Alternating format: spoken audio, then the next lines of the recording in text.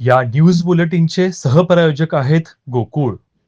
कोतोली जिल्हा परिषद व पंचायत समिती मतदारसंघात यंदाच्या निवडणुकीत चुरशीची तिरंगी लढत पाहायला मिळत आहे. कोतोली जिल्हा परिषद मतदारसंघातून वर्षाराणी अरुण पाटील, माळवाडी कोतोली गणातून अण्णासाहेब बाळकू गायकवाड तर बाजारभोगाव पंचायत समिती मतदारसंघातून दत्तात्रय आनंदा खोत हे तिघे उमेदवार निवडणूक रिंगणात उतरले आहेत. या मतदारसंघात काँग्रेस, शिंदे गटाची शिवसेना व जनसुराज्य पक्षात लढत होत आहे. आज श्रीफळ वाढवून या तिन्ही उमेदवारांच्या प्रचाराचा अधिकृत शुभारंभ करण्यात आला. या प्रचार शुभारंभ कार्यक्रमाला गोकुळ दूध संघाचे संचालक अजित नरके प्रमुख उपस्थित होते.